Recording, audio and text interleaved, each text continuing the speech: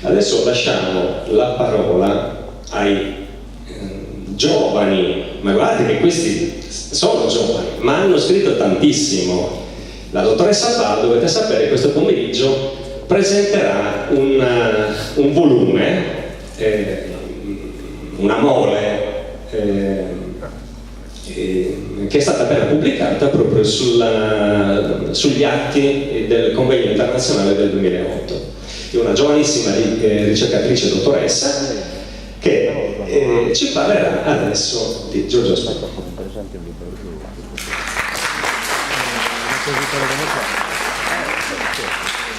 Salve a tutti, è un grande piacere essere con voi, veramente sono onorata della vostra presenza. Io mi sono trovata di fronte alla figura di Asproni nel percorso universitario, mi sono lì sempre più appassionata.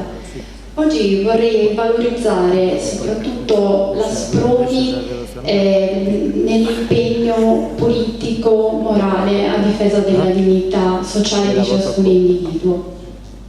Asproni è un personaggio ricco di sfumature che è difficile sintetizzare in questi pochi minuti che ci sono concessi, però possiamo assolutamente sintetizzare la sua azione come un'azione rivoluzionaria. Cosa vuol dire essere rivoluzionari? Voi potete dirmi che cosa significa, ragazzi? Secondo voi che cosa significa? Qualcuno vuole darmi una risposta? Vuol dire stabilire un nuovo stato, una nuova condizione che non ha niente a che fare col passato, o rivendicare un'origine che si considera in qualche modo legittima, ristabilire un antico ordine, quello naturale.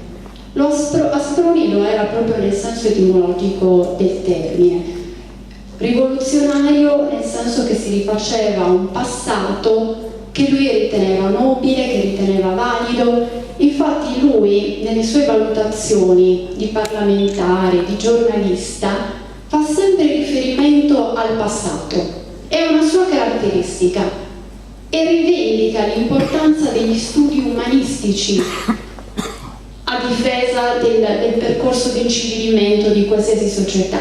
Lui dice: non si può non studiare Aristotele, non si può non studiare Socrate. Inevitabilmente, se non si tengono sempre presenti questi studi umanistici, questi riferimenti culturali, la società perde di vista quelli che sono i punti di riferimento fondamentali. Ed è questo che è quello che sta accadendo oggigiorno, anche con in qualche modo l'abbandono di questi studi, la svalutazione. Invece voi avete il dovere, come asproniani, di recuperare questi studi proprio all'insegna del suo insegnamento. Ma come nasce il pensiero di Asproni? Asproni era un repubblicano. Come nasce il suo repubblicanesimo? Noi tutti abbiamo bisogno di un punto di riferimento nella nostra vita, e quello di Asproni era stato Salvatore Frassu. La conoscenza di questo personaggio, legato al triennio rivoluzionario sardo, fu importantissima nel percorso di maturazione del pensiero repubblicano di Asproni. Salvatore Frassu partecipò ai moti angioiani contro i privilegi feudali. Era un clima particolare quello che respirava questa figura. Come diceva bene il professore, era nel pieno della rivoluzione americana, francese. Bisogna dire che la Sardegna in quel periodo non era chiusa in se stessa.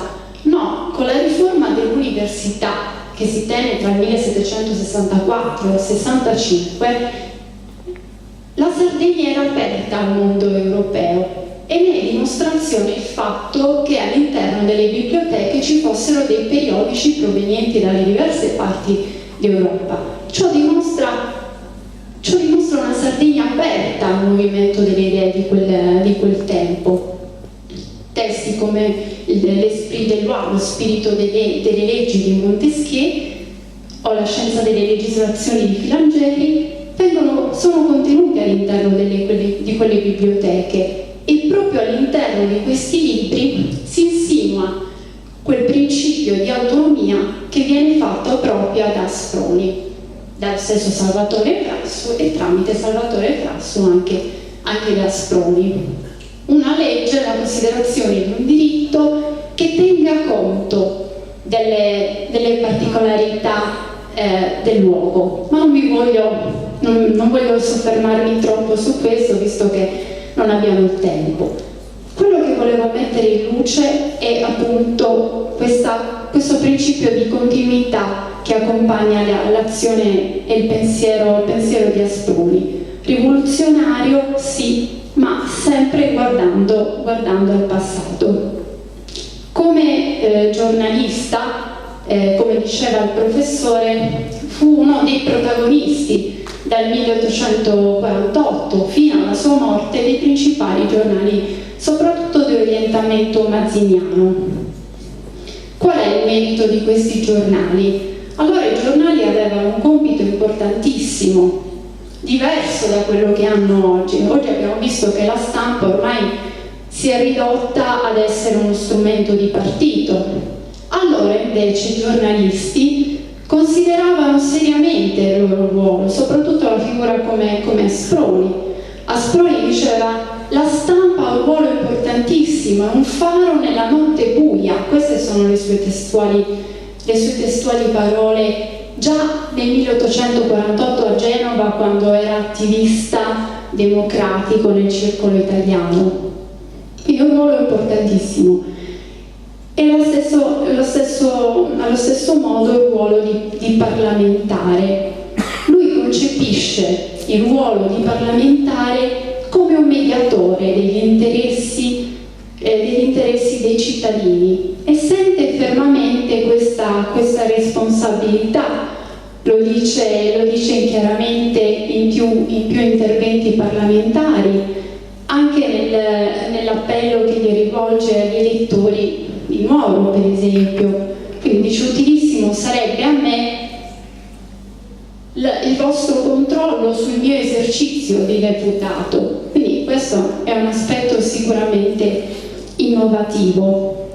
Grande importanza nell'attività politica di Asproni ebbe il suo interesse nei confronti dell'istruzione e dell'educazione politica. Condusse delle dure battaglie in Parlamento anche rispetto ai tentativi di aumentare la tassazione universitaria.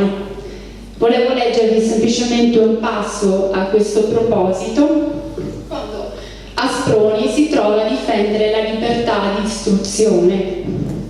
Cosa dice Asproni? Di fronte al tentativo di Mantegazza di proporre un aumento della tassazione, Asproni ribatte: ho domandato la parola non appena il deputato Mantegazza ha pronunciato la parola tasse. Egli ha detto che per rialzare l'istruzione ci vogliono le tasse. Egli quindi vi chiede di mettere la gabella all'intelligenza.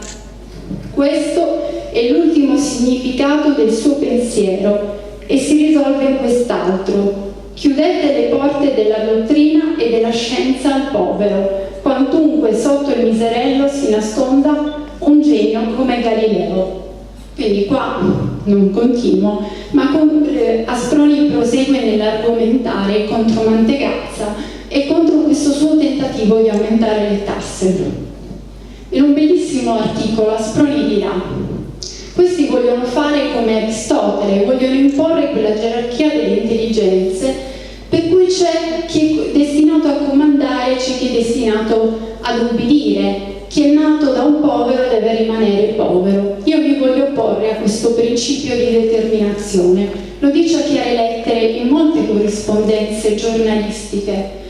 Quindi va contro tendenza, anche sotto questo profilo. Un altro articolo molto bello che io sintetizzo qua ripropone Sant'Agostino e dice: due principi dominano ogni società. Un principio legato all'egoismo, un principio legato all'etica dei doveri. È un principio che torna spesso in Asproni: responsabilità si lega al dovere. Che cos'è il principio del dovere? Che allora era stato in qualche modo messo al centro della nel 1841-42 con dei diritti, dei doveri dell'uomo.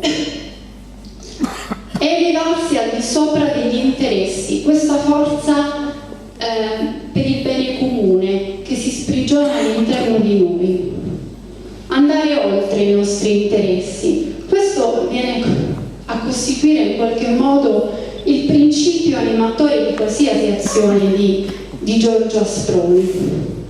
Ma Giorgio Asproni ha una sensibilità fuori dal comune. Voi pensate che già nel 1856 Asproni pone una questione fondamentale, quella della pena capitale e delle condizioni delle carceri. Asproni si rende conto della condizione dei carcerati e combatte una battaglia sia sui giornali sia nell'aula parlamentare per la difesa di essi. Combatte contro la pena capitale,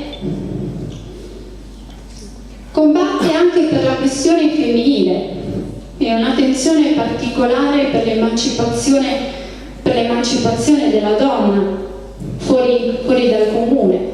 Propone che il diritto elettorale venga esteso anche alle donne.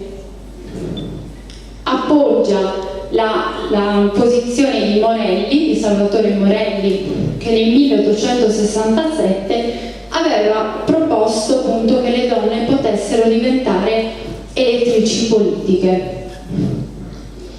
Questa sua valorizzazione della donna culmina in questa lettera che io vi voglio leggere, che lui scrive in appoggio a Morelli.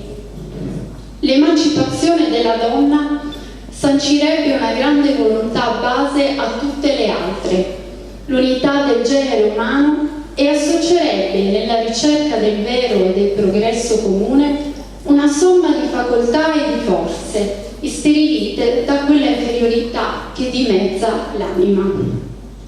Vi volevo appunto far vedere una piccola vignetta satirica di quel tempo per farvi capire come la donna veniva percepita in quel periodo.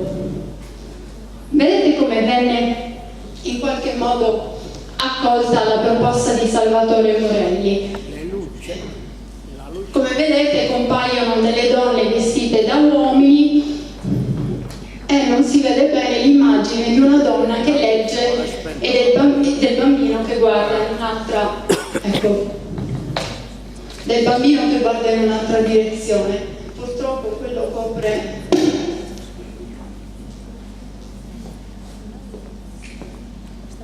Ecco, la donna che legge, quindi l'attività della donna lettrice incompatibile con l'attività di madre. Quindi questo era il contesto in cui Asproni operava, la sensibilità, anzi la mancanza di sensibilità che c'era in quel tempo.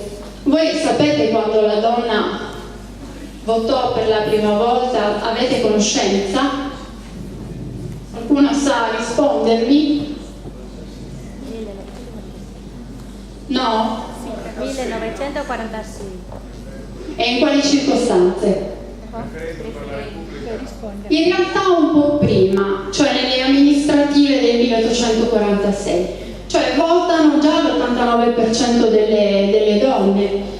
E stranamente nei giornali non compare nessuna notizia, quindi bisognerà attendere veramente tanto prima che la donna riesca a conquistare i suoi diritti. Era sottoposta all'autorizzazione maritale per donare e alienare i beni mobili, sottoporli a ipoteca, contrarre i mutui. Addirittura l'articolo 486 del codice penale prevedeva una pena detentiva da 3 mesi a 2 anni per la donna adultera.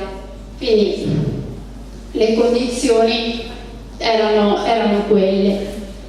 Quindi estensione, ho detto, del diritto alle donne, quindi automaticamente suffragio universale. Lui sosteneva che la democrazia, lui dice questo, democrazia non misura il diritto umano dal censo, dal sesso. Ricchi e poveri, uomini e donne, concorrono alle nomine delle persone elette al governo che è di tutti, è opera di tutti. Veramente incomprensibile che che un fatto che tocca i singoli non sia consentito ed approvato da tutti. La condizione di elettore costituiva per Asproni già un'occasione di crescita per l'individuo, anche in condizioni di analfabetismo. Allora la legge elettorale non prevedeva, escluso il caso della Sardegna, che gli elettori analfabeti potessero votare. Asproni, andando contro tendenza, sosteneva invece che già l'elezione, il momento della votazione, rappresentava in qualche modo un'occasione di crescita. Quindi un uomo sicuramente sensibile, un uomo attento, che anticipa i tempi. A me ha molto colpito anche la sua riflessione sul merito, per esempio. Lui in un passo dice: è difficile valutare che cosa sia il merito. Il merito non sono solo le capacità personali di ciascuno di noi, ma sono anche le opportunità che ciascuno di noi ha e che valorizzano quelle caratteristiche. Un po' ripropone quello che era il pensiero di Machiavelli, vi ricordate? Non basta la virtù, ma è necessario che quel contesto storico valorizzi quelle caratteristiche. Siete d'accordo? Diciamo che è abbastanza condivisibile.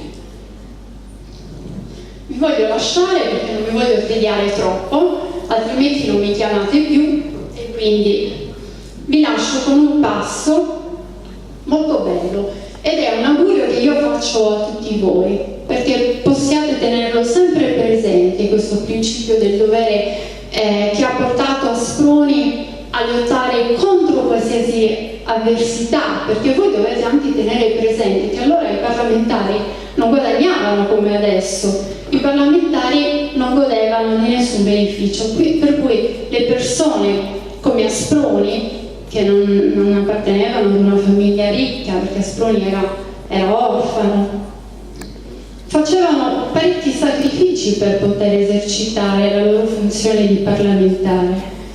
Era una responsabilità molto grande, molto grande. Finisco con questa lettera, che appunto è un auspicio per tutti voi, perché lo teniate sempre presente. La patria, la libertà, il dovere di amarle non è un'illusione, è una verità, e noi amiamo ed amiamo ancora perché viviamo e morremo avendo fede nella virtù. Grazie.